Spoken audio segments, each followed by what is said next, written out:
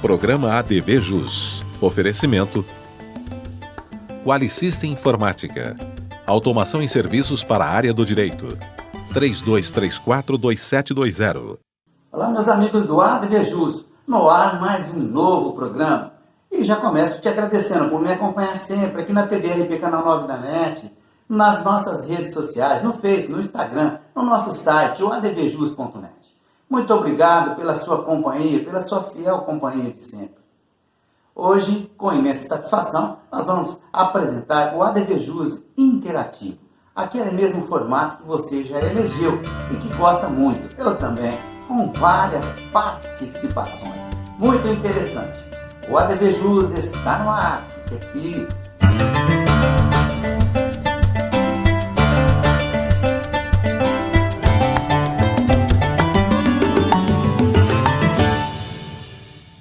Legal, como eu disse, hoje nós vamos apresentar o ADV Jus interativo, com várias participações. E para já começar bem o programa, nós vamos falar a respeito de direito ambiental, com o especialista da matéria, o Dr. Fabrício Martins Pereira. Confira. Olá, amigos do ADV Jus. Hoje no ADV Especial, na nossa área de direito ambiental, nós falaremos sobre a reserva legal florestal. A reserva legal é uma obrigação imposta aos proprietários de área rural de implantar dentro da sua propriedade ou de ter dentro da sua propriedade 20% de mata, de floresta. Pois bem, com o advento do novo Código Florestal, foi possível se fazer a compensação desta obrigação. Ou seja, o proprietário pode, ao invés de plantar mudas e constituir uma mata dentro da sua propriedade, compensar pela aquisição de uma outra área já com uma floresta existente. Isso na prática se dá através da aquisição de uma área de outra propriedade onde ela tem um excedente, ou seja, o proprietário da outra área vende, ele aliena parte da propriedade dele excedente dos 20% obrigatório dentro da sua propriedade. Houve uma grande controvérsia durante muito tempo entre os especialistas de que se essa compensação efetivamente traria um ganho ambiental, um benefício ao meio ambiente. Há correntes que entendem que sim, essa compensação traz, porque preserva matas onde não seria obrigatório mantê-las, e há correntes que pensam o contrário, que toda propriedade tendo uma reserva legal dentro dela mesma teria um ganho ambiental. Pois bem, a situação nos parece que, depois de ações diretas de inconstitucionalidade do Ministério Público, de procuradorias e etc., se tornou pacificada. E a legislação, ela é uma legislação decorrente da Constituição Federal e legislação estadual que transmite aos estados a regulamentação dos programas de regularização ambiental, o PRA, por onde se torna possível fazer essa compensação. No estado de São Paulo, a Lei 15.684 de 2015 institucionalizou os programas de regularização ambiental e o PRA especificamente foi regulamentado recentemente pelo Decreto 64842, agora de março de 2020. E a novidade que trouxe esse decreto é que o artigo 9º, parágrafo 1º, traz expressamente que esta compensação traz um ganho, traz um benefício ambiental. Com isso, evidentemente que o colega operador do direito ambiental trará segurança ao cliente, ganho ambiental e, se utilizando dessa regulamentação, uma valorização da propriedade, porque vale muito mais uma área produtiva que uma área de mata fechada, de floresta. Eu espero trazer mais novidades aos colegas que sejam úteis dentro da nossa área de direito ambiental numa próxima oportunidade. Até lá! Ok, muito obrigado, doutor Fabrício. Na sequência, nós vamos falar de administração e tecnologia jurídica com o doutor Rafael Barioni. Veja. Olá, amigos do ADVJus. Dentro de Administração e Tecnologia Jurídica, hoje falarei sobre Sócrates e as fake news. No mundo de transformações vertiginosas, aceleradas por tecnologias que nascem a cada instante, uma dicotomia se evidencia à sociedade. Se por um lado temos um intenso desenvolvimento humano, social e econômico, por outro, este fenômeno adiciona uma inquietação quanto ao volume, segurança e qualidade dos dados e informações que faz surgir.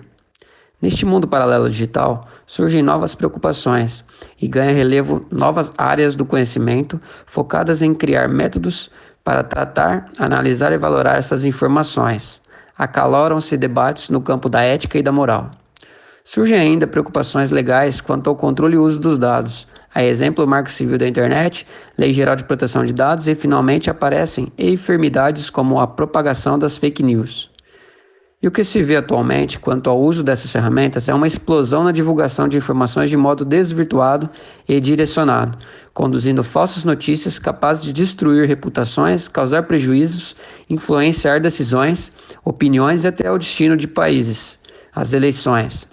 Para se impedir a disseminação das fake news, devemos evitar compartilhamento de manchetes sem antes ler a matéria toda, não encaminhar imagens, áudios e vídeos sem realizar uma pesquisa segura e confiável quanto às fontes, sempre checar os fatos e as fontes antes de servir como um trampolim para a propagação. Pois bem, ensina o filósofo visionário Sócrates na metáfora das 3 peneiras que, antes de qualquer divulgação, imperioso confirmar se a mesma é verdadeira e, caso não se tenha certeza, encerrar a avaliação e não a divulgar. Em sendo verdadeira, parte-se para refletir se é uma notícia boa, no sentido de que se vai ajudar alguém ou, ao contrário senso, se vai destruir o caminho, o destino ou a fama de alguém ou alguma comunidade. Nessa segunda opção, não a divulgar. Por derradeiro, se a informação for verdadeira e bondosa, a terceira peneira contempla evidenciar se ela é útil a quem recebe. Não sendo, não a conduz a outrem.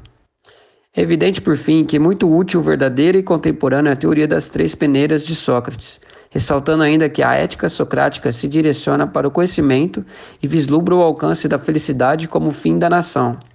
Que estes nobres conceitos guiem a nós e a nossa sociedade, pois nunca precisamos tanto de informações verdadeiras e de qualidade.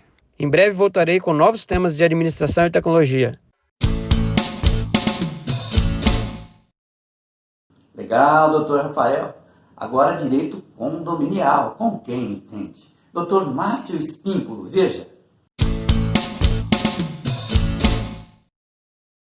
Olá, eu sou Márcio Espímpolo e hoje no ADV Especial vou falar sobre a aprovação pelo Senado do projeto de lei 1179 de 2020, que trata de normas transitórias para o direito privado e, dentre elas, algumas relacionadas aos condomínios. O texto aprovado traz a possibilidade do síndico restringir legalmente as áreas comuns do condomínio em razão da pandemia do coronavírus. Essa providência visa evitar a propagação da doença. Além disso, o projeto de lei dá poderes também ao síndico de restringir ou proibir o acesso de pessoas dentro do condomínio, em caso de suspeita de que o morador fará uma reunião ou festividade em sua unidade privada. Outra alteração diz respeito à possibilidade do condomínio realizar assembleias virtuais em vez de presenciais. O que mais me preocupa nesse projeto, que foi para sanção ou veto do presidente, é que se ele passar, o síndico vai ter superpoderes dentro do condomínio. Em consequência disso, pode causar mais conflitos, grandes conflitos dentro do condomínio, posto que o síndico poderá dizer quem entra ou não entra dentro do condomínio. Imagine você. No meu entendimento, o inciso 2, que trata disso, está maculado de inconstitucionalidade, posto que fere veementemente o direito de propriedade do condômino. Bem, agora nós temos que aguardar que o presidente sancione esse projeto na integralidade ou vete, pelo menos parte dele. O que torcemos é que, como advogado, como assessor jurídico para condomínios, seja vetado essa parte que cuida dos superpoderes para o síndico, porque entendemos ser inconstitucional. Mas em breve nós voltamos com notícias atualizadas sobre esse projeto de lei e também orientações jurídicas para a comunidade condominial aqui no seu ADV especial. Até lá! Ok, obrigado, Dr. Márcio. Presença feminina no ADV Jus, Direito Mineral, com a doutora Ana Arruda Campos. Confira.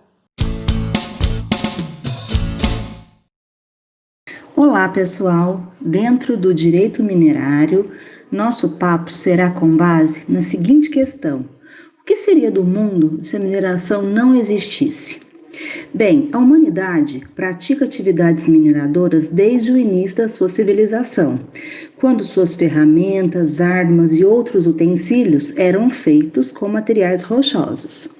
Com o passar do tempo e com a evolução do conhecimento humano, foram surgindo novas aplicações e necessidades, e a mineração se desenvolveu, tornando-se essencial para o estilo de vida atual.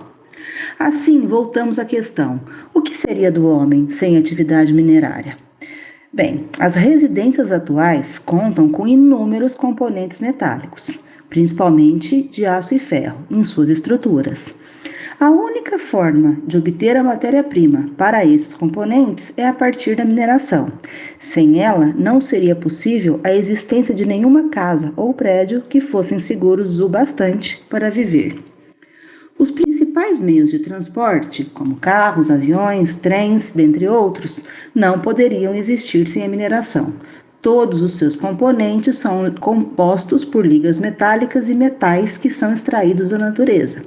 Então, sem os metais, nossos meios de transporte seriam limitados a apenas animais, e que ainda assim seriam mais limitados dos que temos atualmente. Sabe por quê? Porque até as suas ferraduras são feitas de metais. Agora, pense no seu smartphone, no seu computador, nas TVs, câmeras e outros aparelhos eletrônicos. Eles não são vitais para a comunicação e para auxiliar no desenvolvimento do conhecimento humano? Sim. Então, sem eles, não teríamos como nos comunicar com a rapidez que hoje é possível, não teríamos como registrar momentos, documentos, isso sem falar na importância dos equipamentos eletrônicos para a medicina. Lembrando que esses são apenas alguns dos exemplos de como a mineração é uma atividade essencial para a existência da civilização humana. A grande maioria dos objetos que temos em nossa volta possuem partes que têm origem mineral, o que seria impossível de existir se não fosse a mineração. Agora, um recado final.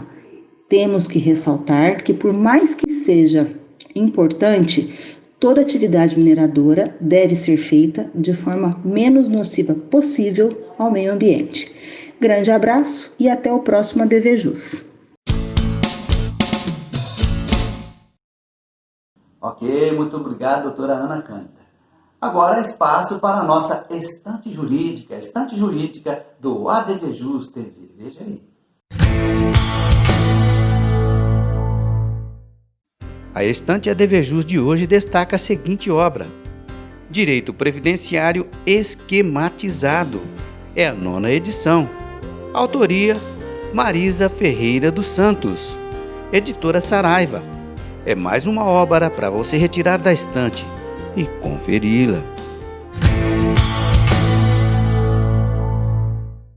Legal. Intervalinho, curtinho, voltamos já. Aguarde. Quali System Informática. Oferecemos o melhor para você em serviços de tecnologia. Apresentamos o Legale Web, perfeito para qualquer tipo de advocacia. Também o Quali Saúde, controle total em gestão de planos de saúde. E disponibilizamos sistemas e integração, suporte técnico e muito mais. Quali System Informática, 20 anos de experiência. Consulte-nos. Arcângelo Imóveis, venda, locação e administração. Compromisso e confiança. Arcângelo Imóveis.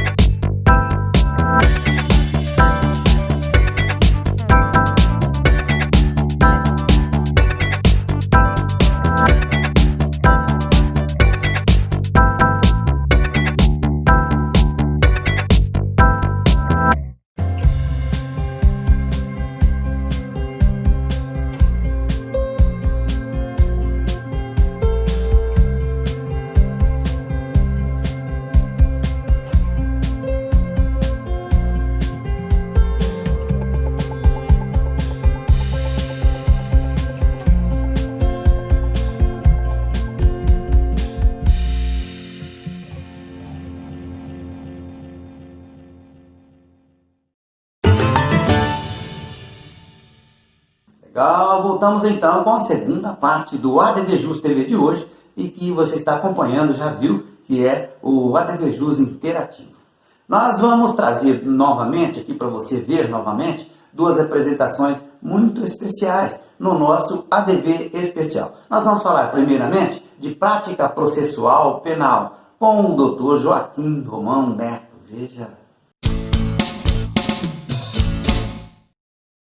Olá, amigos do ADVJus. Se é fato que o novo coronavírus está se espalhando na sociedade, não é indiferente nos presídios do país, que são superlotados, insalubres, e uma situação caótica que está se tornando desesperadora. Infelizmente, mas com todo respeito, as autoridades parecem indiferentes a essa realidade e seguem resistindo ao uso excepcional da prisão. Até o ministro Luiz Fux do STF afirmou que o novo coronavírus aí não é habeas corpus. Eu não vou discutir aqui o que tem se dito de soltura vírus, mas juridicamente o raciocínio é simples. O Estado tem responsabilidade pela vida e integridade corporal das pessoas que se encontram sob a sua custódia.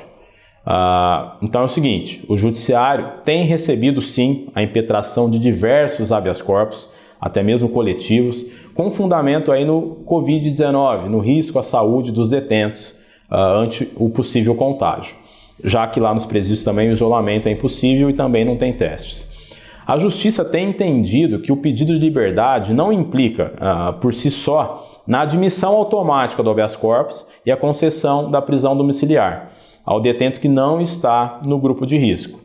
No entanto, há sim os casos em que a prisão domiciliar deve ser concedida, em sede de habeas corpus, quando há a demonstração do risco efetivo, ou seja, o preso está, por exemplo, acometido de uma doença grave.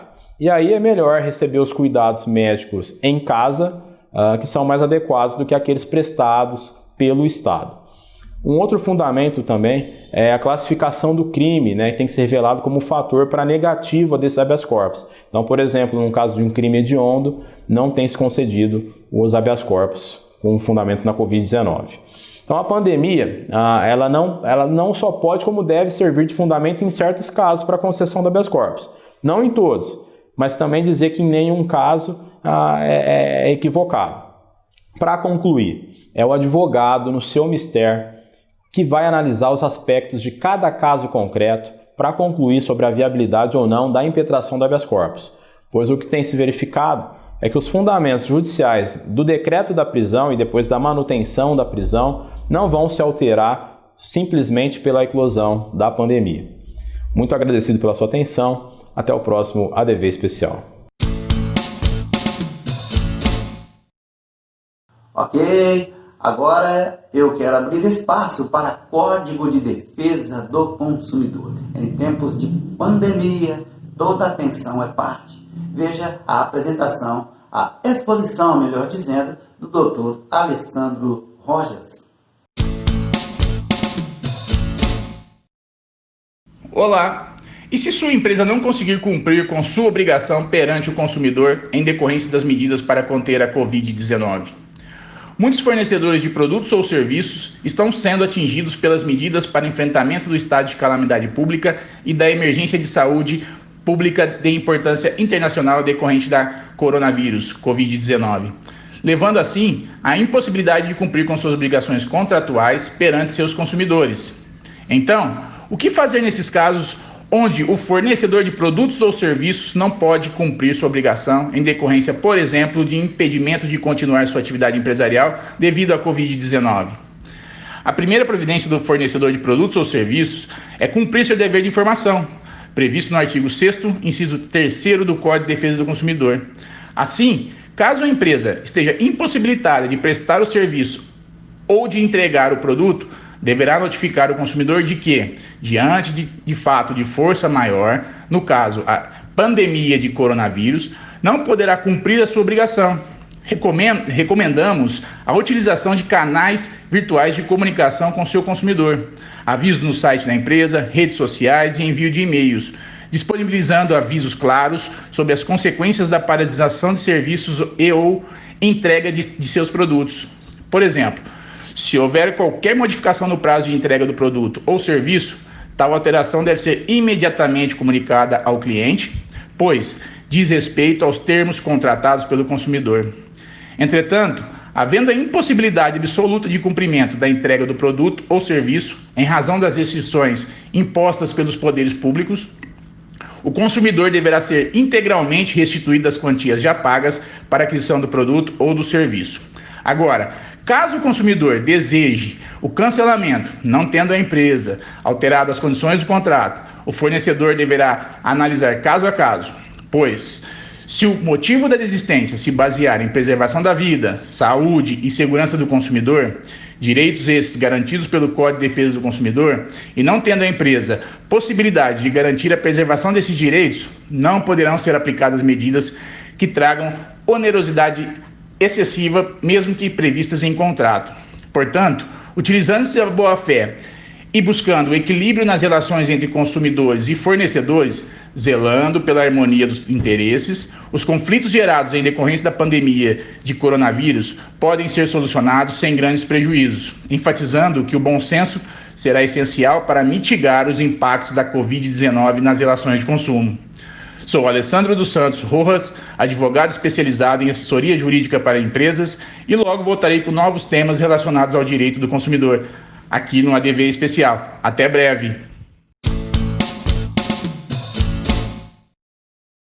Obrigado, doutor Alessandro Rojas. Meus amigos, eu gravei uma interpretação pessoal a respeito de marketing jurídico e sua aplicação prática na vida do advogado. É o que eu acho muito importante para todos nós. Confira. A advocacia, que outrora pode ter sido uma plataforma com a aparência de perpétua, aos olhos de muitos profissionais na nossa área, ela pode sim, com o passar dos anos, ir sendo corroída imperceptivelmente. A própria dinâmica do direito, as mudanças supersônicas no comportamento, tanto social como profissional, e inclusive isso aliado à conhecida empáfia jurídica, empáfia advocatícia, melhor dizendo, que é oriunda de um relativo sucesso profissional que provavelmente tenha aí perdurado por um determinado espaço de tempo. Isso ajudou e muito a criar a errada sensação de ó concurso. Aliás, essa é a postura que pode sepultar o sonho de ótimos advogados e também das suas invejáveis bancas. O futuro chegou, enfim. Aqueles que não se atentarem para a necessidade de se sintonizar ao universo 4.0, o próprio mercado se encarregará de excluí-los de forma automática. Somente a atitude desprendida, o marketing jurídico engajado, somado a outras ferramentas importantíssimas, e que tudo isso seja principalmente desenvolvido de maneira correta por quem sabe o que a advocacia representa para a nossa sociedade, somente essa pessoa poderá reverter a situação da grande maioria dos navegantes na seara em questão. Um segundo erro, e que pode ser mortal, é entregar essa inestimável tarefa a quem nada entende de direito, embora possa até ser um expert em propaganda. Então, abrir os olhos, acordar, ter o máximo de cuidado e atenção para aquilo que não nos foi ensinado nas faculdades de direito, que é justamente o marketing jurídico. Este é o caminho correto para a permanência à luz do sol, ou seja, dentro da advocacia competitiva. Pois, caso contrário, restará, infelizmente, apenas fecharmos a tampa do caixão. Neste sentido, cabe a indagação: será a advocacia um possível cemitério de elefantes? O tempo se encarregará de nos responder. Vamos levar a sério. Momento de descontrair aqui no ADV Jus TV. É hora de chamar aquele momento que eu sempre digo, momento divino, gosto muito.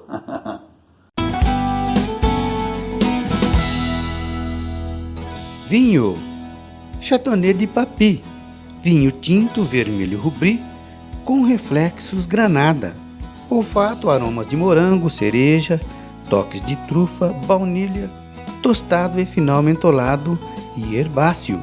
O paladar, elegantes taninos aveludados, prazeroso, com ótimo volume, harmonia e final longo. Uva, várias uvas. Ele é produzido pela vinícola Domaine Juliette Avril, Vale do Rhône, na França. Na harmonização, picanha na brasa, queijos variados. Uma delícia! Aproveitem! Tchim, tchim!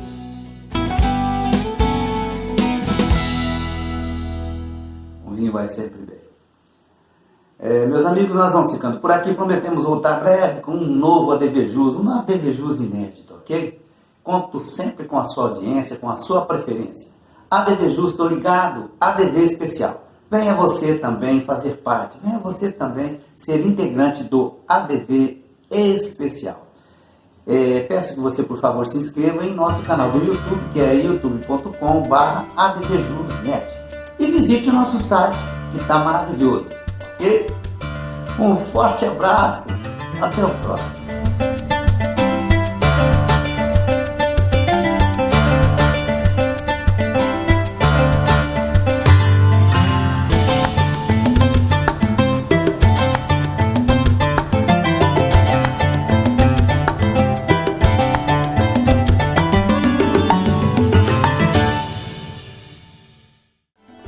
Programa ADV Jus. Oferecimento Qualisystem Informática. Automação em serviços para a área do direito. 3234-2720.